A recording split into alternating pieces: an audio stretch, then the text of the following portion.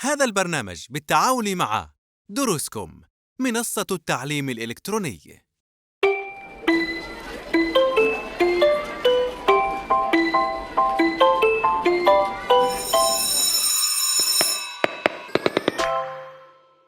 بسم الله والصلاة والسلام على رسول الله. معكم الأستاذ محمد شريط أستاذ اللغة الفرنسية على منصة دروسكم مع قناة فور كيدز. أعزائي التلاميذ، مرحبا بكم في هذا الدرس اليوم إن شاء الله. Nous allons donc voir la structure d'un texte argumentatif. Le texte argumentatif. Le sport, école d'apprentissage. Je pense que le sport développe des qualités morales et sociales qui permettent de mieux vivre en société. D'abord, le sport habitue à l'effort. En effet, quand on pratique un sport, on veut toujours aller un peu plus loin et on apprend à se dépasser. Par ailleurs, le sport entraîne à l'action. Par exemple, lorsqu'on a un ballon entre les mains, il faut vite décider de ce qu'on va faire et passer à l'acte sans délai. On s'exerce à prendre des initiatives et agir. Enfin, le sport apprend à vivre avec les autres. C'est le cas des sports collectifs qui se pratiquent en collaboration avec des partenaires. Ils nous apprennent à tenir compte des autres et à agir ensemble. Ainsi, le sport développe en nous de grandes qualités morales et sociales. C'est une excellente école d'apprentissage de la vie.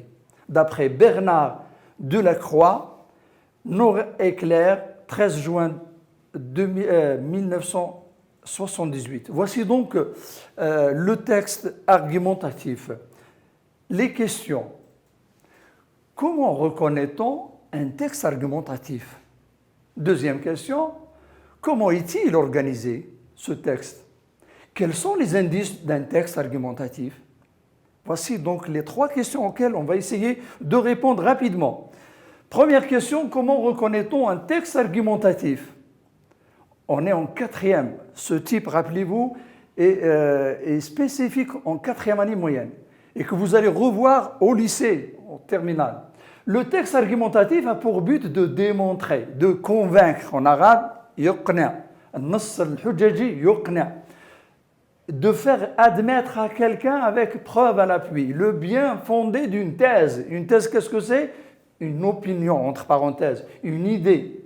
La thèse, هي الفكرة, هي وجهة النظر. Le persuader. Donc le texte argumentatif, son but, c'est de persuader. الإقناع. Persuader, si vous voulez, c'est le synonyme du verbe convaincre. Ou inversement, de rejeter une thèse admise, le dissuader. Dissuader, c'est le contraire du verbe persuader. Et ça, vous allez le voir en terminale. Bien. Deuxième question. Comment est-il organisé, ce texte argumentatif?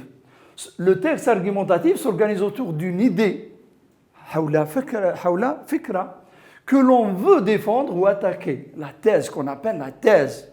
إذن النص الحججي منظم حول فكرة نريد الدفاع عنها. Les preuves que l'on apporte pour convaincre et amener le lecteur à partager son point de vue sont appelées des arguments. هذيك الحجج التي نقدمها للإقناع تسمى les arguments.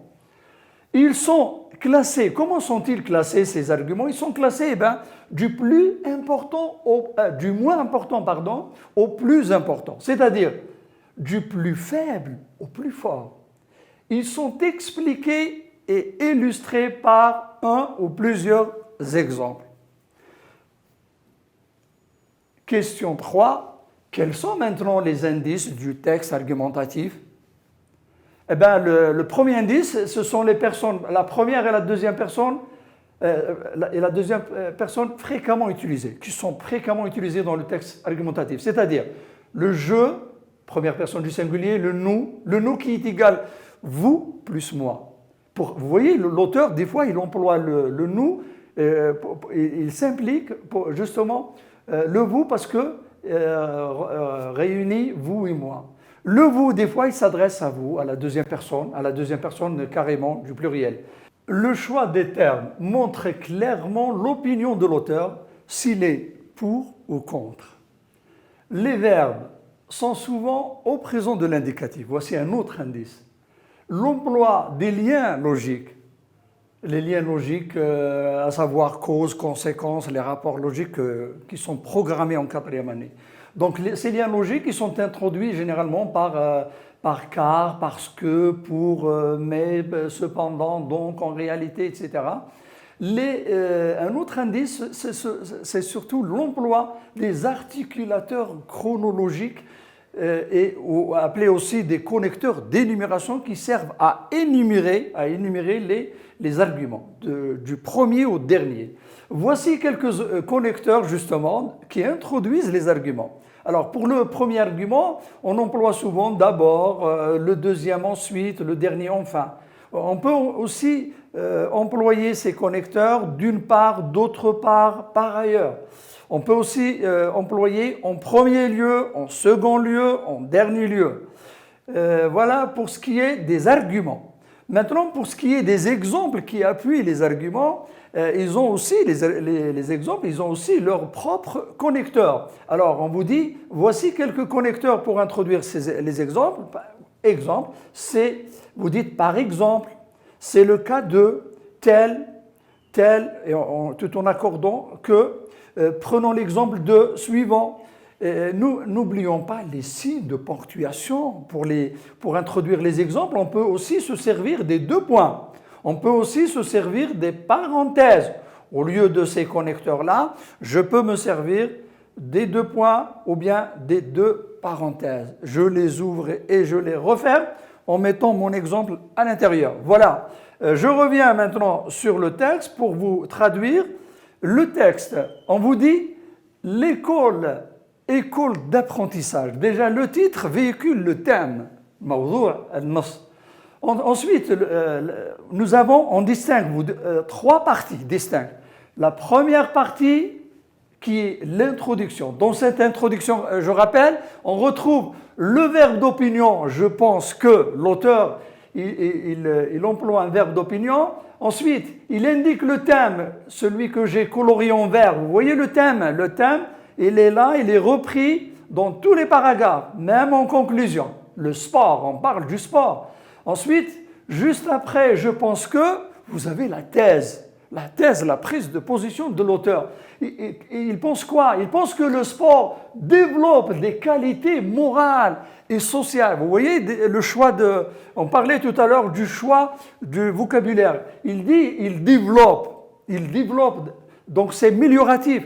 On parle des qualités et pas des défauts. Donc on parle il emploie un vocabulaire amélioratif. Ensuite, plus loin, ensuite vient le développement. Dans le développement, l'auteur, qu'est-ce qu'il va faire? Il va soutenir, il va appuyer sa thèse, son point de vue. Il va l'appuyer par combien? Ils sont trois arguments. D'abord, il introduit par ailleurs, enfin. Le premier argument, il habitue à l'effort, en parlant du sport. Le deuxième, il entraîne à l'action, le sport. Le troisième et le dernier, il apprend à vivre avec les autres, ce qui est très important. Vous avez vu? Donc les arguments sont classés du moins important au plus important. En conclusion, l'auteur, qu'est-ce qu'il fait? Rappelez-vous, il réaffirme sa thèse. En conclusion, l'auteur, il réaffirme sa thèse. Voilà pour ce qui est de la structure du texte argumentatif. Je vous remercie, mes chers élèves, qui nous suivez sur la chaîne 4Kids avec la plateforme Duruscom. Merci, au plaisir de vous retrouver. La prochaine séance, Inch'Allah. كل يوم يرحم بابك مانيش قادر كاع انت مانيش قادر كاع بوجي خلي خطره الجايه وخلاص نروحوا مع بعض ما تبلاش رضوان نديروا حاجه شابه سبقني وكنا نحب داكو عندك خوك ولا اختك مهبلينك وما حبوش يخرجوا يقراو لي كور؟ ايه كاين في منصة دروسكم راح تقرا لي كور دو سوتيان وانت في الدار.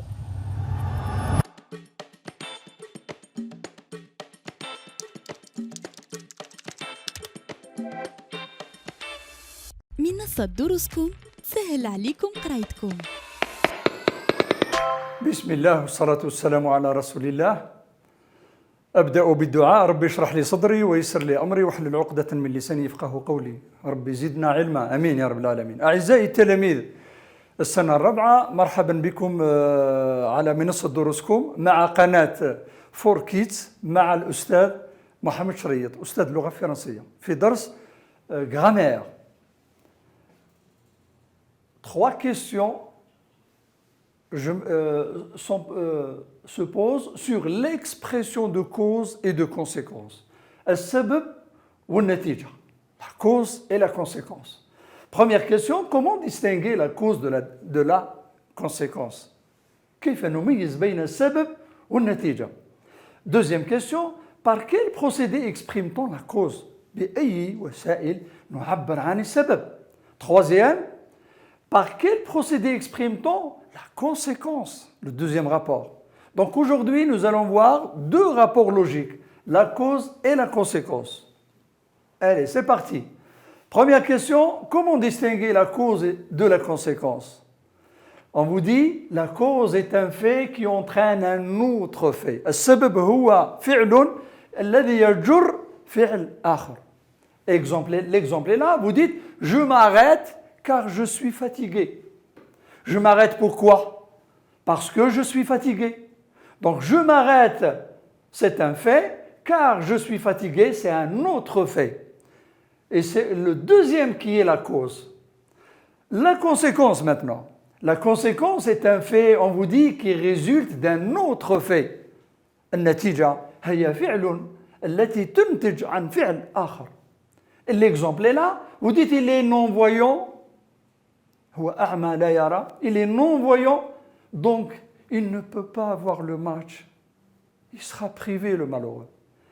Il est non-voyant, la conséquence ou le résultat, il ne peut pas voir le match. Il est non-voyant, résultat, il ne peut pas voir le. Vous voyez le résultat, donc résultat égale synonyme de conséquence. Est-ce que vous avez compris les deux termes? Alors, un petit tableau.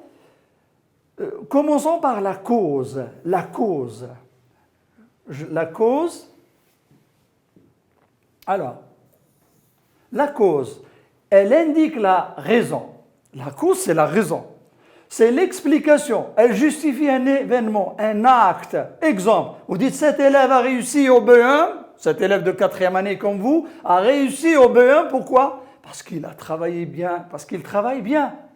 Deuxième rapport, on va voir la conséquence maintenant. La conséquence, on vous dit, montre le résultat, la suite, l'effet d'une action, d'un événement. L'exemple est là, ils ment beaucoup, ya latif, ils ment, il ment beaucoup, si bien que personne ne croit ce qu'il dit. Le résultat, wala ahad yusaddiq ma yaqulu.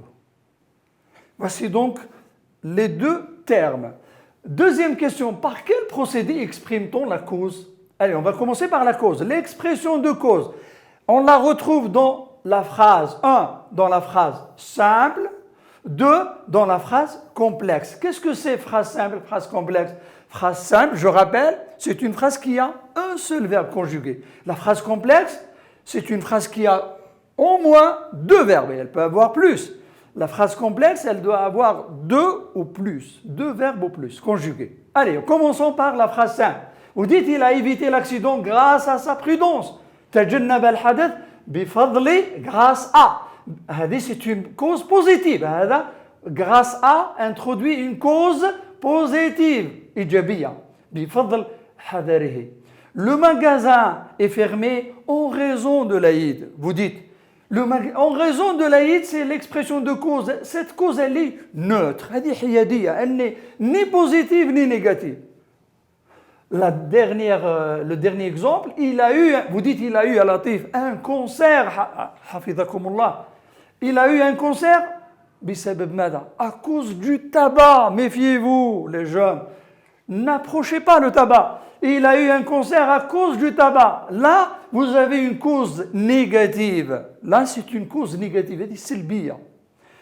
Voici donc la deuxième partie. Voyons maintenant la cause dans une phrase complexe. Alors, les phrases complexes, il y en a combien de types? Vous avez A, B, C. 3 types de phrases complexes. Alors, pour donc, on va commencer par les propositions indépendantes juxtaposées. Vous dites, soyez prudents, la chaussée est glissante. Ce qui est en bleu, c'est la cause. Proposition indépendante coordonnée, ma'toufaté. Marchez doucement, car il y a le verglas, al-jalid, le verglas. Marchez doucement, car il y a le verglas. Ce qui est en bleu, c'est la cause.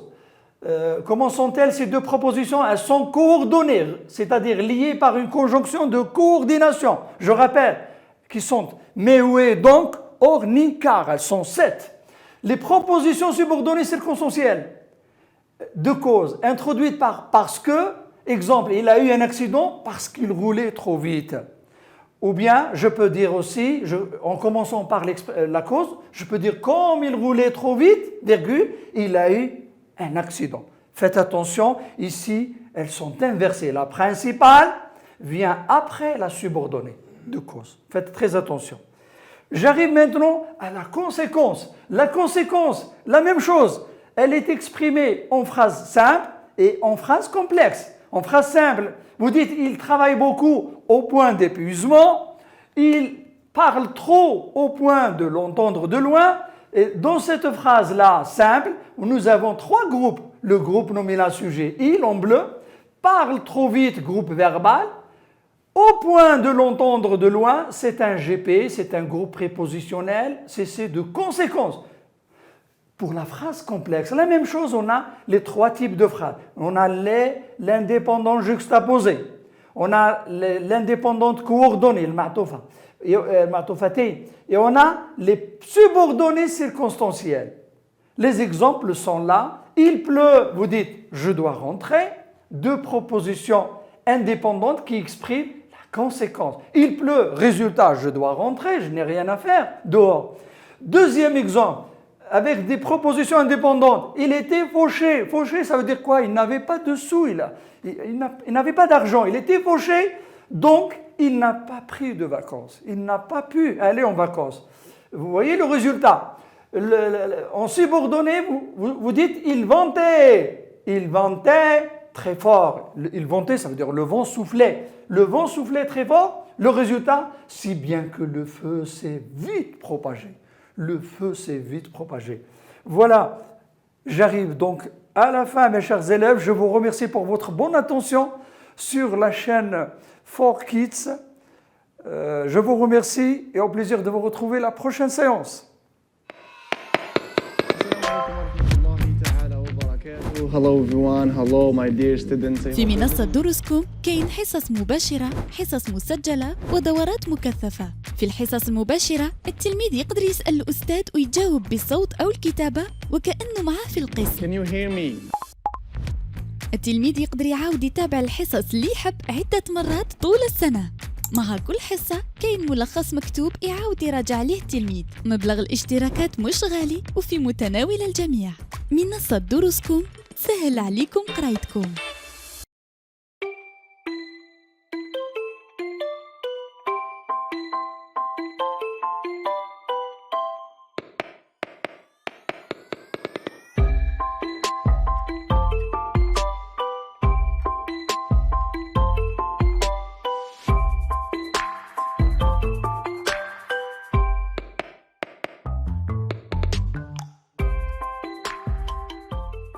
هذا البرنامج بالتعاون مع دروسكم منصة التعليم الإلكتروني.